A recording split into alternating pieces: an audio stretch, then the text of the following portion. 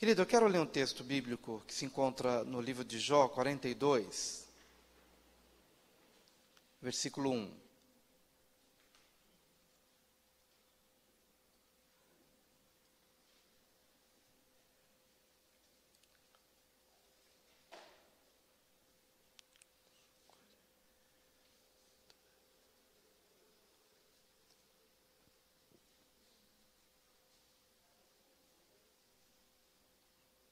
Jó é um livro antes do livro de Salmos, capítulo 42, versículo 1.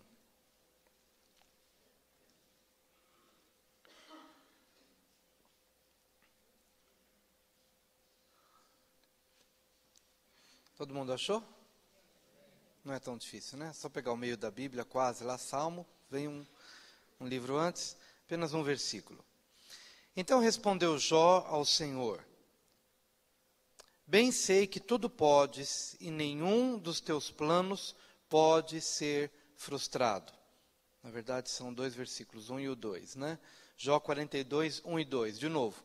Então respondeu Jó ao Senhor: Bem sei que tudo podes e nenhum dos teus planos pode ser frustrado. Amém. Querido Pai, eu quero te agradecer pela oportunidade de ministrar a tua palavra nessa manhã.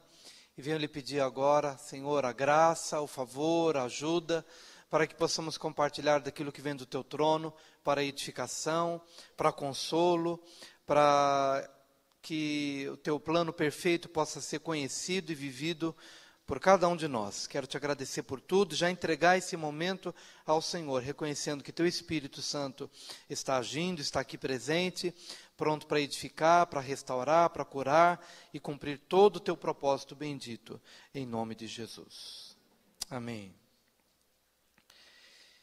Bem sei que tudo podes e nenhum dos teus planos pode ser frustrado. Eu ontem comecei a buscar uma passagem, e não sei se encontrei a passagem mais adequada para a realidade que eu tinha lido ontem, porque ontem eu estava me expondo a um testemunho de um pastor que passou por um momento de divórcio. E eu sei que esse é um tema assim, bastante delicado, especialmente no nosso meio, até porque a igreja tem trabalhado com uma visão única, que é de casamento, que é de restauração, que é de perdão, que é de superar desafios. Mas esse testemunho desse pastor, que é um pastor muito conhecido, eu posso até citar o nome dele, porque é algo público, está na internet, inclusive ele tem participado de alguns livros, de um livro especialmente, dando o seu depoimento, dando o seu testemunho.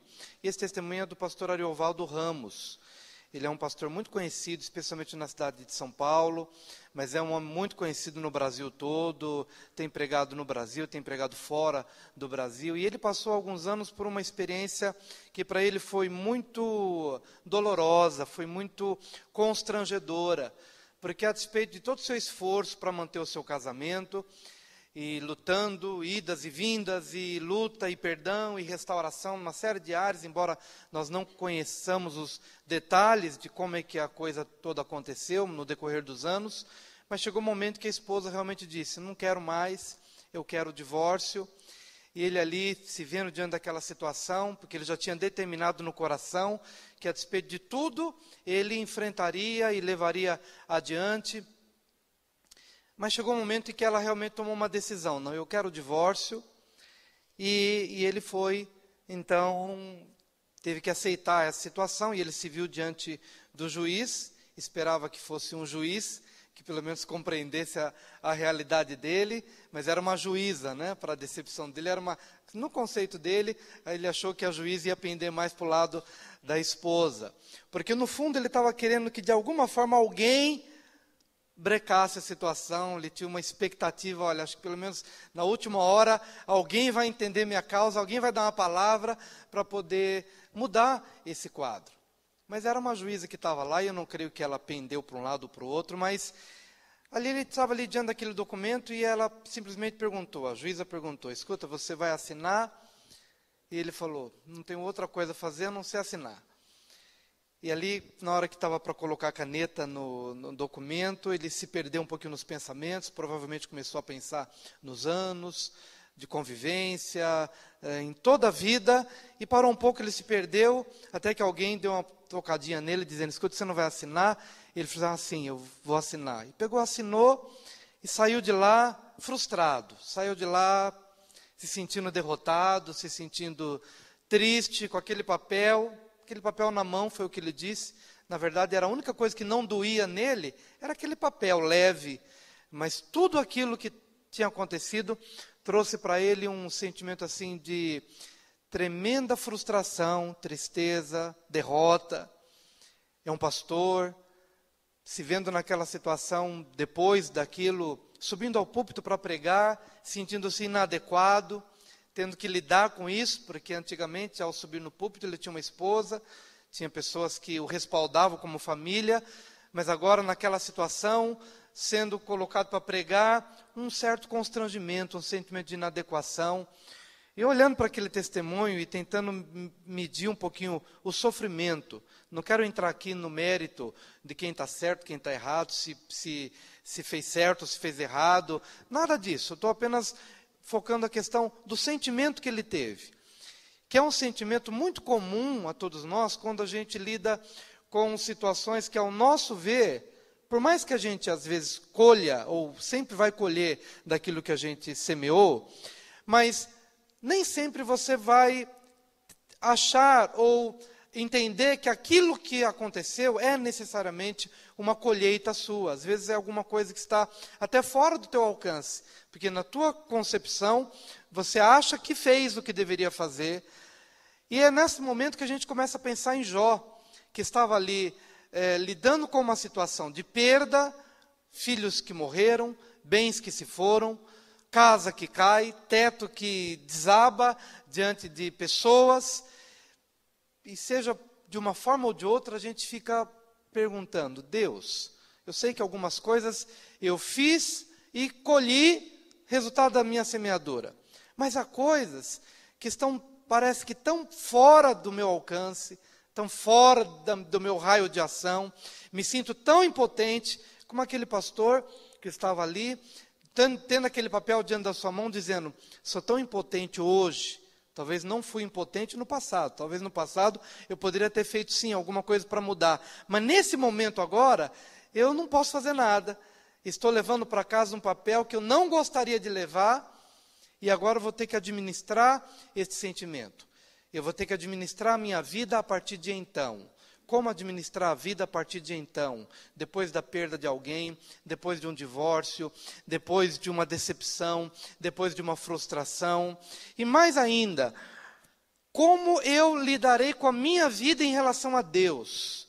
Porque querendo ou não, inconscientemente ou não, muitas vezes a gente, sabendo disso ou não, a gente coloca a culpa em Deus. Ou porque Deus permitiu que morresse um filho, Deus permitisse que um teto desabasse sobre alguém, e aí a gente começa a pensar, onde o Senhor estava? E mesmo nas coisas em que a gente se acha culpado, mesmo assim a gente pergunta, por que Deus permitiu? Não é isso que muitas vezes acontece, e que vem na nossa mente, que vem nos nossos sentimentos? Por que Deus permitiu? Deus, com toda a sua onipotência, por que Ele não permitiu que esse caminho fosse um caminho melhor? Eu não estou dizendo que Deus seja responsável, quero enfatizar que muitas vezes colhemos daquilo que nós semeamos. Amém, queridos? Não estou usando o exemplo do pastor aqui para poder dizer que Deus foi culpado. Não, há uma colheita de atos, de ações nossas. Mas, deixando de lado a questão da lei da semeadura e de colheita, eu quero apenas que cada um aqui se coloque diante de Deus. Porque, sendo você responsável ou não, ou alguma coisa tendo acontecido fora do teu escopo, fora da tua capacidade de gerir aquela situação, de uma forma ou de outra, você precisa estar muito bem firme em Deus. Sendo culpa sua ou não. Sendo a ação de Deus direta, independentemente do seu poder de escolha ou não, de uma forma ou de outra, nós precisamos estar muito firmes em Deus, para que em Deus possamos administrar sentimentos, consequências. efeitos, espiritualidade, a parte emocional.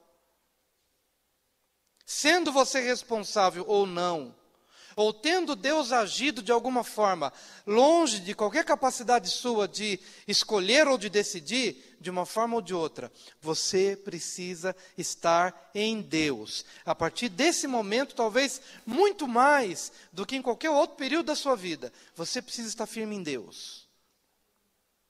E na verdade isso era talvez o grande desafio para Jó. Como estar firme em Deus, se esse Deus permitiu que um teto desabasse, que esse Deus não controlou o furacão, que esse Deus não poupou a vida de pessoas tão queridas e tão amadas?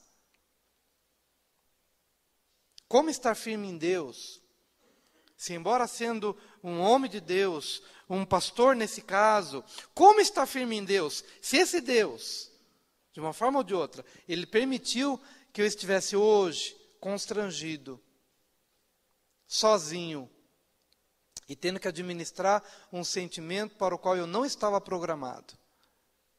Como estar firme em Deus? Quando Deus permite que um filho nasça doente. Como estar firme em Deus quando esse Deus permite um determinado acidente? Como estar firme em Deus quando não entendo por que algumas coisas acontecem? Por mais que eu me veja, muitas vezes, responsável pelas coisas que aconteceram. Mas como estar firme em Deus, sendo que esse Deus, na minha concepção, poderia ter ou me fortalecido mais, ou ter me orientado mais, ou ter liberado alguma palavra diferente que eu não pudesse passar, ou que eu não precisasse passar pelo que eu passei. Amém? E nessa hora, queridos, que nós vemos aqui em Jó 42, depois de uma série de palavras e de discursos e de tantas coisas, e de Deus falar com Jó, dando alguns exemplos, no final de tudo, então respondeu Jó ao Senhor: bem sei que tudo podes, e nenhum dos teus planos pode ser frustrado. Repita após mim. Bem sei que tudo podes, e nenhum dos teus planos pode ser frustrado. Diga mais uma vez. Bem sei que tudo podes, e nenhum dos teus planos pode ser frustrado. A que conclusão que Jó chegou? Porque ele conhecia um Deus onipotente, que no seu poder fazia coisas boas para a gente. Tudo podes. O Senhor pode abrir os olhos aos cegos. O Senhor pode fazer o mudo falar. Tudo podes. O Senhor pode dar emprego ao desempregado. O Senhor pode suprir uma necessidade financeira. O Senhor pode curar toda e qualquer enfermidade. O Senhor pode. Até que de repente Jó começou a lidar com outro lado da onipotência divina. O Senhor pode todas as coisas. E o Senhor pode fazer coisas que eu não goste. O Senhor pode permitir que coisas ruins aconteçam. Dentro do escopo da onipotência divina, Deus tudo pode. E tudo no grego significa tudo. Tudo no hebraico significa tudo. Tudo em português significa tudo. Tudo. Deus tudo pode. Deus pode me tirar o emprego. Deus pode permitir que a empresa que eu dirijo vá para a falência. Deus tudo pode. E talvez essa visão mais ampla da onipotência divina, especialmente esse lado, seja um lado da onipotência divina que eu não queira nem ouvir falar. Porque talvez só o ouvir sobre a possibilidade de que Deus tudo pode nesse âmbito me incomode. porque eu quero ficar, geralmente, com o lado da onipotência divina, desse Deus que tudo pode, e tudo pode no que diz respeito às coisas boas, a cura, a milagres, a portas que se abrem, a possibilidades, ao galgar novos desafios e ser vitorioso em todas as coisas. Então, para esse lado da onipotência, eu fico nesse time, eu fico desse lado, do lado dessa onipotência positiva, onde todas as coisas, de alguma forma, concorrem para o meu bem. Mas muitas vezes eu não me abro para esse lado da onipotência divina. Eu quero apenas uma parte de Deus. Eu quero me relacionar apenas com uma parte de Deus, mas não com a outra parte de Deus. E às vezes no casamento é assim também. A gente quer se relacionar com o lado bom do casamento, mas a gente não quer se relacionar com o lado que nos desafia, com o lado que aponta as nossas fragilidades, com o lado que nos confronta. Geralmente a gente tem uma tendência de lidar apenas com as coisas que nos favorecem, que na nossa concepção contribuem para o nosso bem-estar. E Jó entendeu um outro lado que o libertou. Porque enquanto ele conhecia a Deus no aspecto que para ele era bom, ele era prisioneiro somente daquela relação com Deus, no que dizia respeito àquele lado bom. Mas ele era prisioneiro. Qualquer coisa que Deus falasse para ele, que o confrontasse, ou que tomasse dele alguma coisa, ou que fizesse com que ele perdesse algo, que fizesse com que ele tivesse prejuízo em algo, esse lado ele estava a milhas de distância. Mas o conhecimento integral de Deus o libertou. Deus pode. A relação integral com Deus fez dele um homem livre. Fez dele um homem livre. Livre. Eu sou livre para ganhar, mas sou livre para perder. Eu sou livre em relação ao tempo. É tempo de ajuntar pedras e é tempo de espalhar pedras. Mas quando eu conheço somente o Deus que me ajuda a juntar pedras, opa, Deus está comigo, glória a Deus, amém. Mas quando chega o momento da vida que Ele diz, agora espalha as pedras que você juntou, Deus, eu levei tanto tempo para juntar pedras, e agora o Senhor me manda espalhar? Sim, porque eu quero que você seja livre. Eu quero que você seja livre. Livre para lidar com a saúde, mas livre para lidar com a doença. Livre para lidar com a vida, mas livre para lidar com a morte.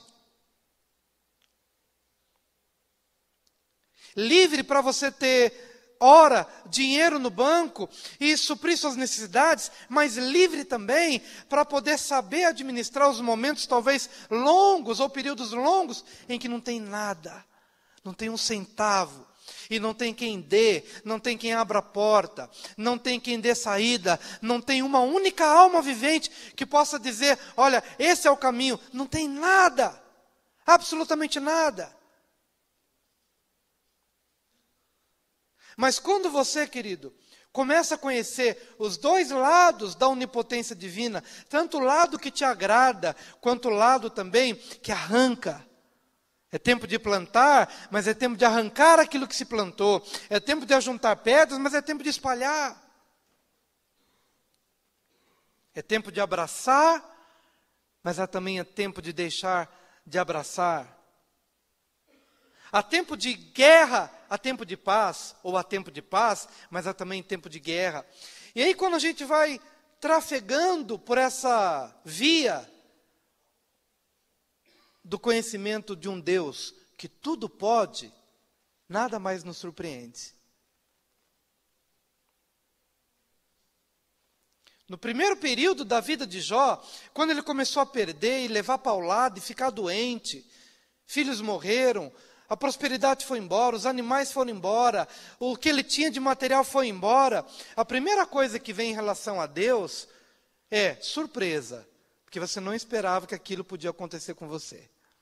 Quantos aqui já ficaram surpresos quando alguma coisa assim te impactou? Eu nunca podia pensar que, sendo crente, eu teria uma situação de alguém com uma arma apontando na minha cabeça. Primeira coisa que a gente tem é surpresa. Porque eu pensei que esse tipo de coisa não acontece com crente. Surpresa. E eu estou falando sobre o ciclo, querido, porque é justamente nesse ciclo que a gente se afasta de Deus. No momento que a gente mais precisa, é o momento que a gente vai se afastando. Primeiro porque a gente ficou surpreso. A gente não esperava que aquele tipo de coisa podia acontecer. Como eu imagino, aquele pastor que talvez investiu na sua família, na sua casa, surpresa. Eu nunca podia me imaginar que eu estaria voltando para casa com um papel desse na mão. Primeira coisa é surpresa. Tem um ladrão que entra na sua casa e leva as coisas que você conquistou dignamente, honestamente. De repente alguém chega e você olha para aquilo e você fica surpreso. Primeira coisa é surpresa. Segunda coisa que você tem é decepção. Porque na hora que a ficha começa a cair, primeiro você não tem tempo de ficar decepcionado. Primeiro você tem a surpresa mesmo. É o impacto da ocorrência. É o impacto do fato em si. Mas depois, quando a ficha vai caindo, você vai olhando, Deus. Você fica decepcionado com Deus. Já ficou decepcionado com Deus? Primeiro porque você foi impactado. Você não achou que aquele tipo de coisa podia lhe acometer. Você ficou surpreso. E depois, quando a ficha vai caindo, você vai analisando a situação, você vai dando lugar à percepção daquilo que aconteceu, você fica primeiro surpreso, depois você fica decepcionado. E essa decepção no seu coração, ela é perigosa. Porque ela começa a agir fazendo com que você se sinta órfão. Até então você tinha uma visão de paternidade muito clara, muito concisa, muito firme. Deus está comigo, Deus está comigo, Deus está comigo. E de repente aconteceu alguma coisa, você ficou surpreso e depois você fica decepcionado. E essa decepção, de alguma forma, te desfilia de Deus nas suas emoções. Você fica pensando, puxa, onde Deus estava? Por que Deus permitiu? Por que Deus permitiu? Você fica decepcionado. Depois, você começa a ficar indignado. Sabe quando as nossas razões, a gente vai se firmando, você fica indignado. Deus, eu sou fiel. Deus, eu vou na tua casa. Eu não perco um culto. Senhor, eu sou um dizimista fiel. Senhor, eu tenho estendido a mão a quem necessita. Você fica surpreso, você fica decepcionado e você fica indignado. Porque a indignação vem como resultado das suas racionalizações. Você começa a levantar argumentos. Deus, e não foi o que Jó fez? Jó fica surpreso, Jó fica decepcionado, e Jó fica indignado e começa a escrever, Senhor, Senhor, eu sou homem justo, Senhor, olha, isso não poderia ter acontecido na minha casa, não poderia ter acontecido na minha vida. Surpresa, decepção, indignação, e você começa a entrar no caminho da frustração. O seu castelo vai se desmoronando, e você perde a visão de propósito e de sentido. As coisas já não têm mais sentido, família não tem mais sentido, igreja não tem sentido, Deus não tem sentido, fazer o bem não tem sentido, guardar-se na sua integridade não faz sentido. Você fica frustrado,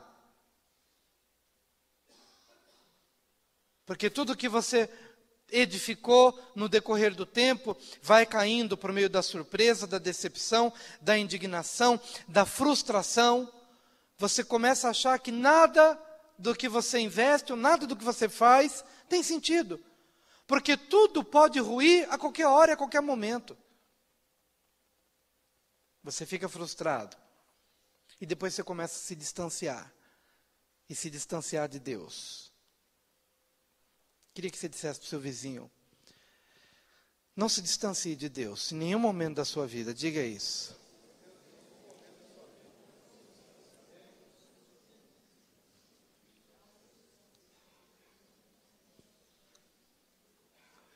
Não se distancie de Deus por evento algum, por sentimento algum, por causa alguma. Não se distancie de Deus, porque esse ciclo ele é muito comum na vida de cada um de nós.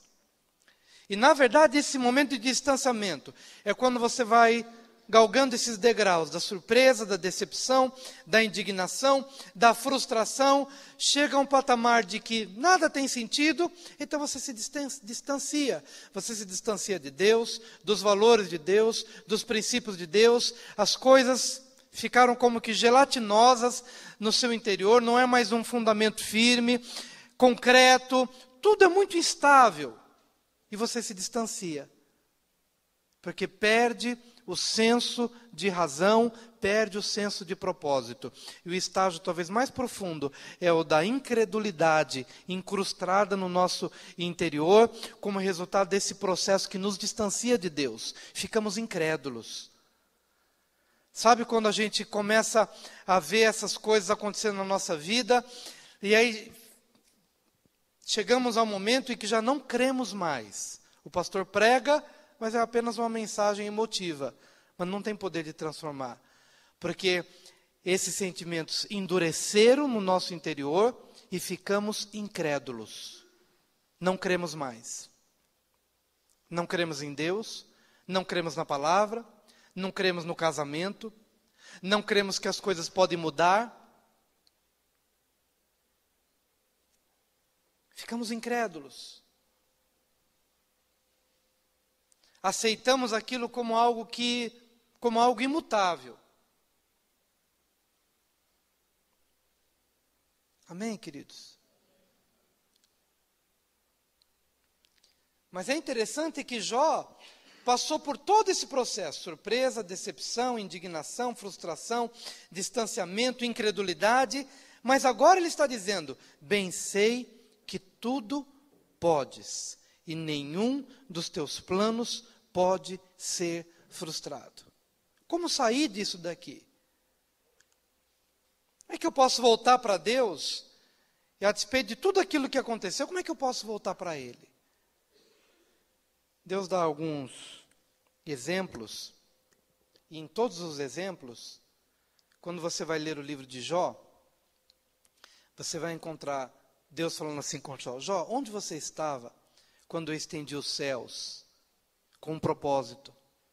Jó, onde você estava quando eu guardei a neve e o gelo para o tempo do juízo que vai acontecer lá na frente? Jó, onde você estava quando eu fiz o Leviatã, que é um monstro marinho, que solta fogo pela boca, e que mesmo no mar, nas profundezas dos mares, ele aquece? Por quê? Porque eu fiz para que ele nunca tenha medo. Ou seja, tudo o que eu fiz, o fiz com um propósito. Se guardei a neve, se guardei o gelo, é para um tempo determinado. Se estendi os céus, é porque eu tinha um plano. Se eu fiz um animal que é um monstro marinho, forte, que não pode ser pego por anzol, que nenhuma seta pode cravar a sua pele,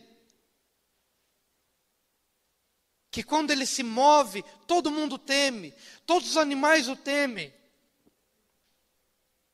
porque tudo o que eu fiz com um propósito. Tudo o que eu fiz com um propósito, porque eu quis. E se eu quis fazer um Leviatã tão grande, tão monstruoso, tão forte e tão poderoso, que nunca teme nada, eu fiz você, Jó, a minha imagem e a minha semelhança, mas não com uma carcaça dura como a do Leviatã, não soltando fumaça pela boca, porque eu tenho um outro propósito para a sua vida. E no propósito que eu tenho para a sua vida, as perdas são necessárias. O sofrimento é necessário. Às vezes, a solidão vai fazer parte. Se eu fiz o Leviatã para nunca ter medo,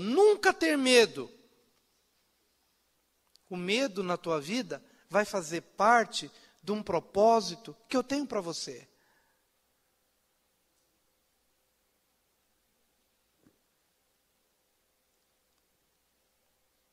se eu permitir que você, por um determinado tempo, esteja vivendo o que você está vivendo, eu tenho um propósito. Eu tenho um propósito. E o conhecimento deste propósito, Jó, te liberta. Porque se eu quisesse que você fosse Leviatã, para nunca ter medo de nada, se eu quisesse que você fosse um Leviatã, para soltar fumaça pela boca, eu teria feito. Mas se eu não fiz, é porque eu tenho um propósito.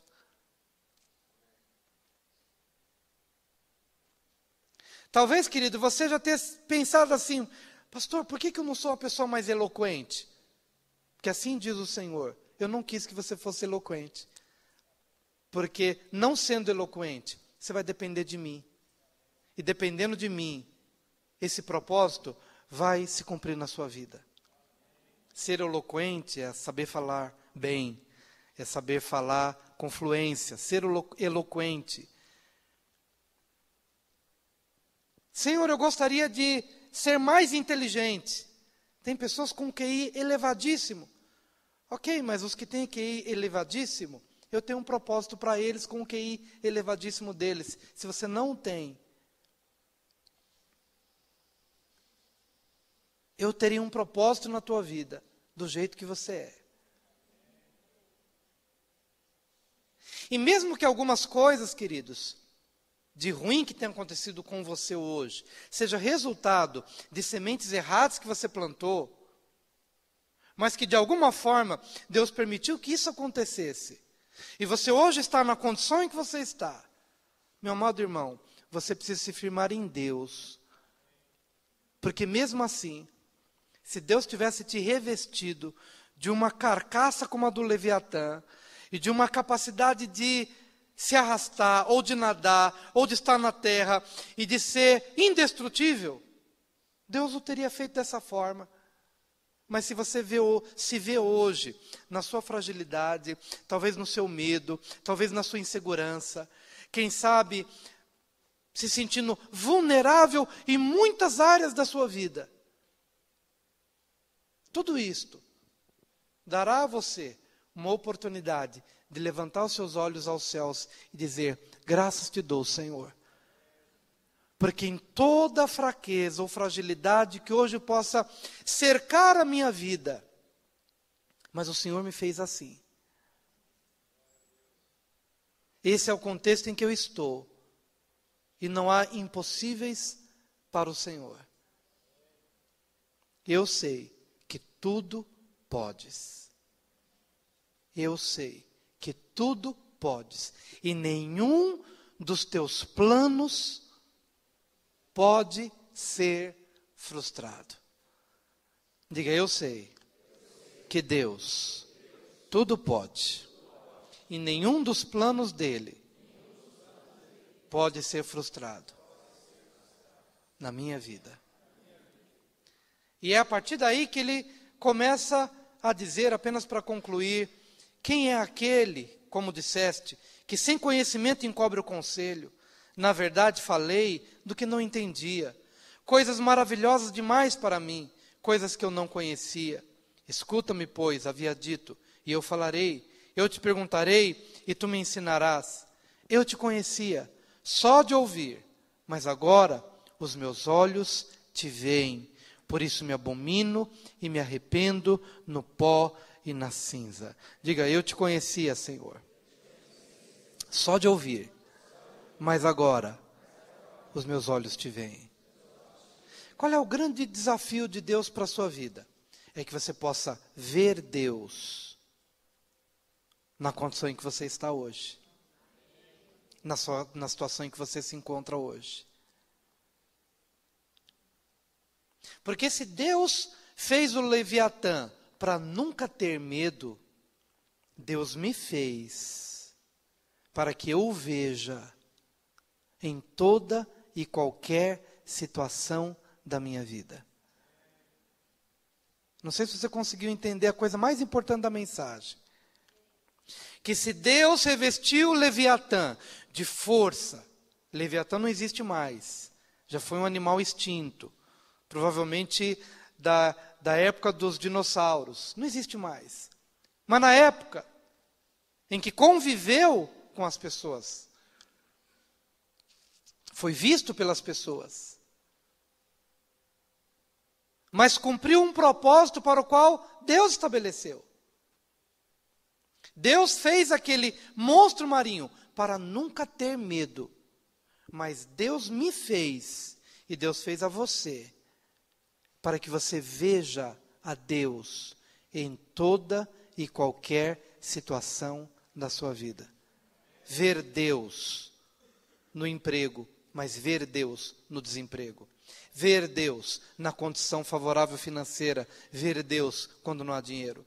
Ver Deus quando você anda em santidade, mas ver Deus quando você pecou. Ver Deus quando a sua vida está fluindo e seguindo de vento em popa. Mas ver Deus quando você tem a impressão de que a sua vida está estagnada, quando te criticam, quando te caluniam, quando te perseguem. Bem sei, Senhor, que tudo podes, e nenhum dos teus planos pode ser frustrado. E se teu plano na minha vida fez com que eu passasse por um processo de perdas, de sofrimento, de luta, de agonia, mas se tudo isso cumpriu o propósito de viabilizar com que eu te enxergasse nessas situações, então, Senhor, o teu plano foi cumprido na minha vida.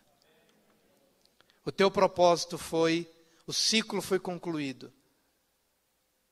E eu quero estar aberto para que novos ciclos, de maneira que todos eles cumpram o mesmo propósito, fazer com que eu te veja e que eu te conheça, não só do que os outros dizem, não só de ouvir falar, não só da experiência de A ou de B, mas da minha própria experiência. Eu te vejo, eu te vejo, eu te vejo, eu te vejo, eu te vejo. Será que hoje você pode dizer que Deus tem cumprido esse propósito na sua vida? Será que você tem visto Deus exatamente no lugar onde você está, na condição em que você está, no momento da vida em que você está vivendo? Que esse propósito perfeito e maravilhoso possa se cumprir de uma maneira cabal na sua vida, em nome de Jesus. Eu quero orar por você nessa hora, quero te chamar a vir aqui à frente.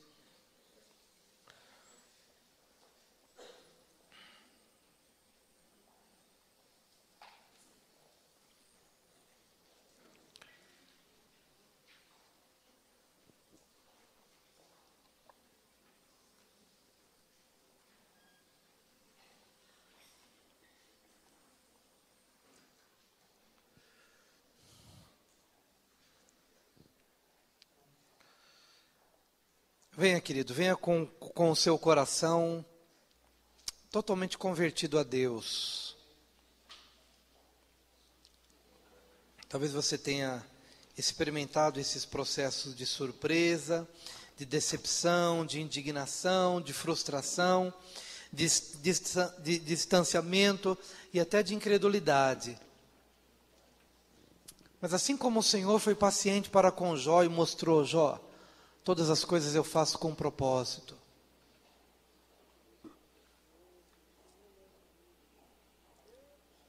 Que nenhum dos meus planos pode ser frustrado. Que você hoje possa estar aberto para essa relação livre com Deus. Porque se você conhece a verdade te liberta. Ó Senhor, ó Senhor.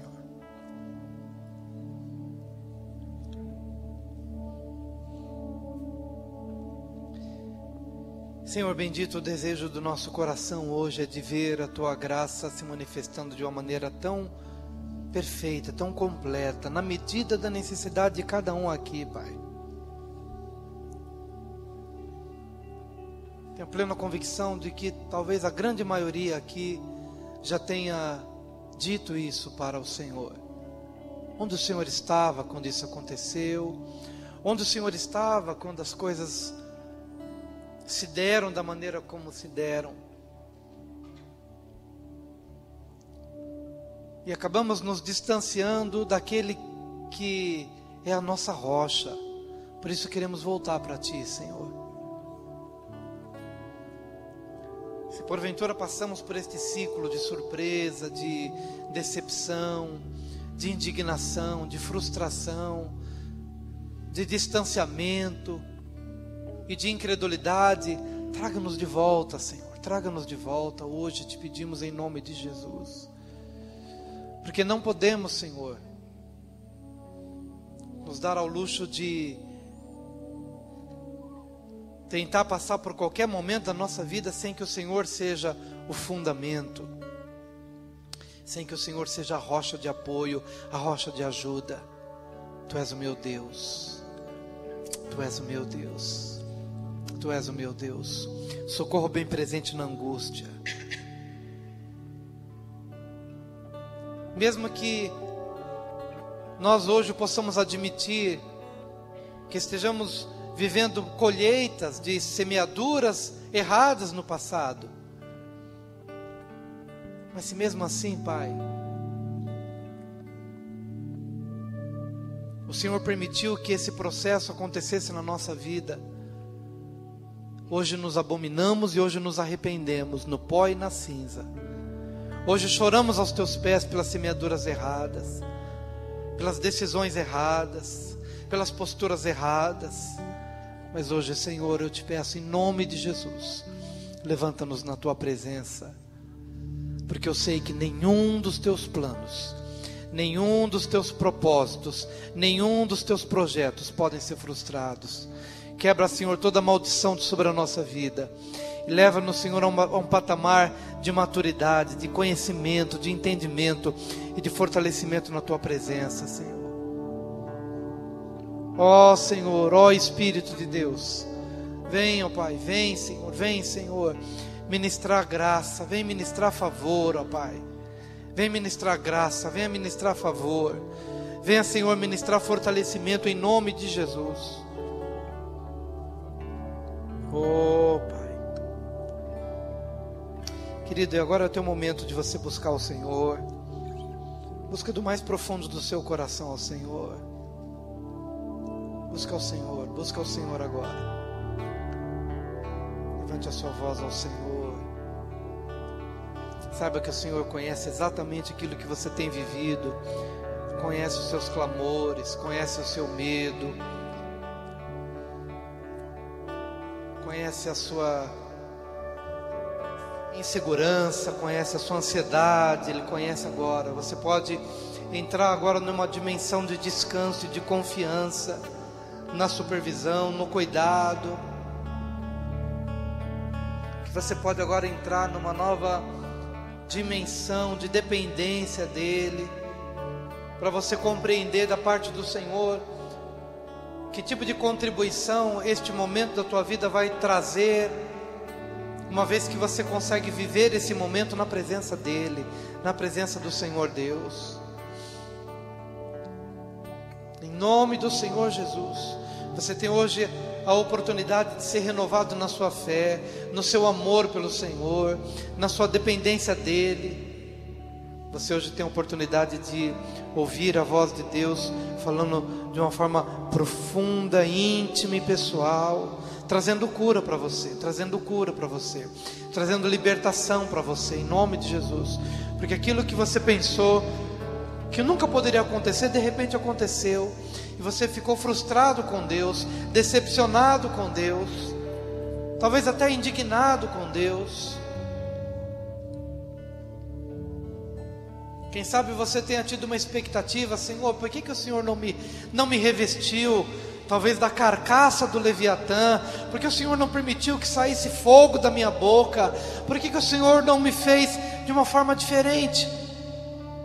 Querido, Deus não te fez porque Ele não te viu como nenhum desses. Ele te viu do jeito que você é, com todas as suas fragilidades, com toda a sua insegurança, mas Ele te fortalece na sua dificuldade, Ele te fortalece no seu medo. Ele está com você. Ele pode hoje te perdoar, de verdade. Ele pode fazer com que uma nova história seja escrita na sua vida, em nome de Jesus. Uma nova história, um novo tempo. Quebrante-se. Me abomino, me arrependo. Me abomino e me arrependo. O que Jó quer dizer? Por isso eu me abomino. Porque tudo aquilo que tinha acontecido, Jó estava achando que era porque os outros fizeram, porque os outros fizeram, e que ele não merecia nada daquilo. Jó estava se vendo como uma vítima, ou uma vítima de Deus, ou uma vítima das pessoas, ou uma vítima das circunstâncias, uma vítima do vento, uma vítima daqui e dali. Mas agora, quando ele começa a conhecer o propósito de Deus, e de que ele falou coisa que não devia falar, de que ele julgou mal Deus, que ele julgou mal as pessoas, que ele julgou mal as circunstâncias, então agora ele não está sendo abominado pelos outros, ele mesmo se abomina, ele mesmo se arrepende, ele mesmo se volta para Deus, para se abrir para um recomeço. Ajuda-nos, Senhor, hoje. Ajuda-nos hoje, Senhor. Passa o teu sangue aqui, sangue do teu Filho amado Jesus. Passa o sangue do teu Filho amado na nossa alma. Passa o sangue de Jesus no nosso coração. Passa o sangue de Jesus no nosso ser. Me abomino, me arrependo no pó e na cinza. Me arrependo, me abomino, me arrependo no pó e na cinza.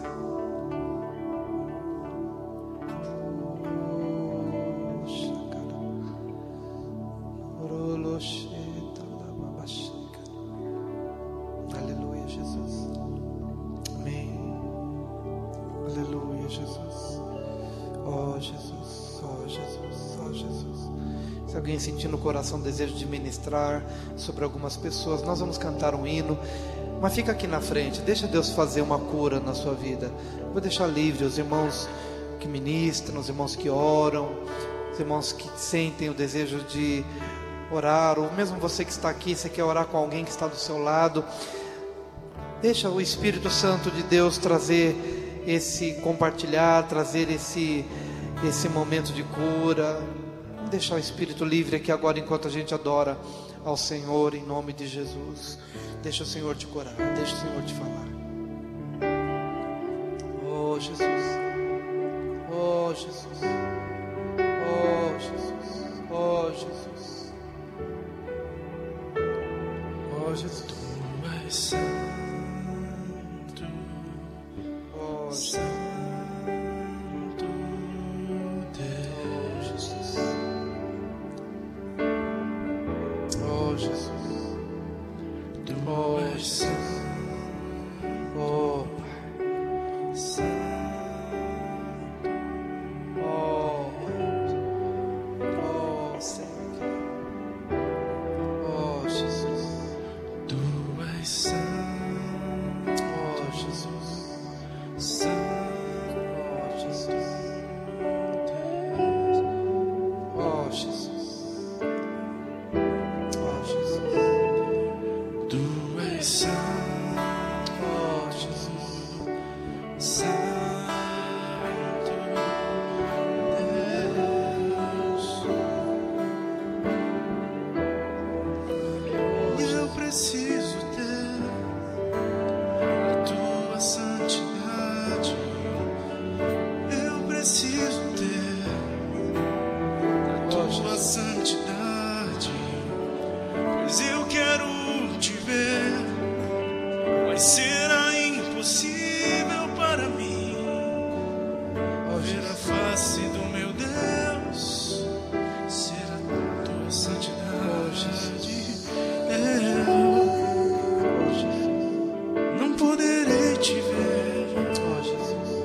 não poderei te ver Oh, Jesus. sem a tua santidade. Eu não poderei te ver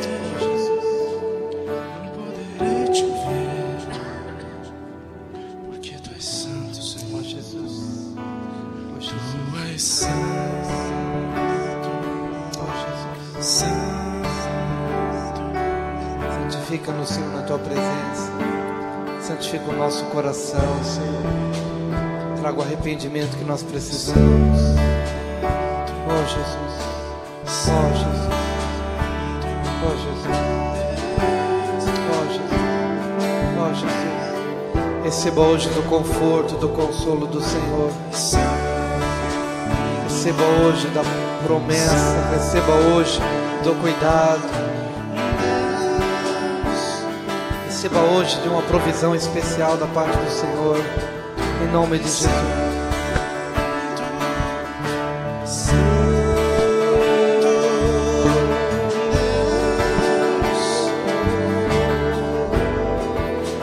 E eu preciso ter a tua santidade. Eu preciso ter a tua santidade em mim. Pois eu quero te ver, mas será impossível para mim ver a face do meu Deus sem a sua santidade. Eu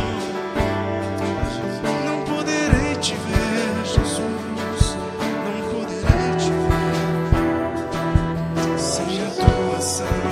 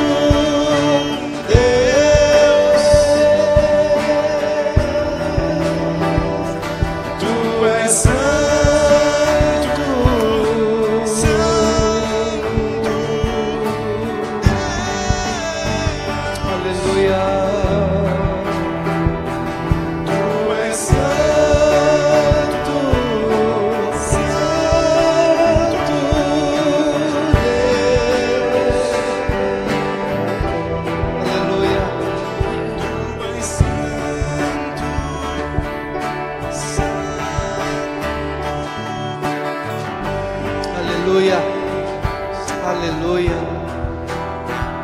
aleluia. Deixa a ira, abandona o furor, o sentimento de vingança, a indignação,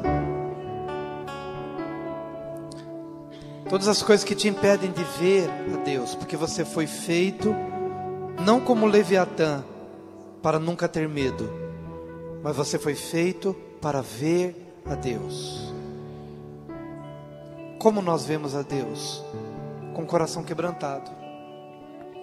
Quando eu mesmo me abomino e eu me arrependo no pó e na cinza, abandono o sentimento de vingança, de furor, de raiva, de amargura, limpo o meu coração na presença dele. Ele me lava, me perdoa, me purifica. Então meu coração, bem-aventurados os limpos de coração, porque eles verão a Deus. Bem-aventurados os limpos de coração, porque eles verão a Deus. Limpos de coração, limpos de coração, limpos de coração. Hoje você vai deixar o Espírito Santo de Deus limpar teu coração, limpar mesmo, das lembranças ruins do passado, da frustração, do medo, da indignação, da revolta. Revolta por não entender as coisas, indignação por não compreender as coisas. Deixa Ele limpar teu coração. Teu coração fique limpo, limpo, limpo, em relação a Deus e em relação aos outros. Bem-aventurados os limpos de coração, porque eles verão a Deus. Antes te conhecia de ouvir falar, mas hoje os meus olhos te veem. Esse hino, que foi de composição de Ademar de Campos, foi depois do falecimento de um filho dele, pequenininho. E ele compôs essa música porque, com base realmente na experiência de Jó. Não sei se vocês sabem tocar. Antes eu te conhecia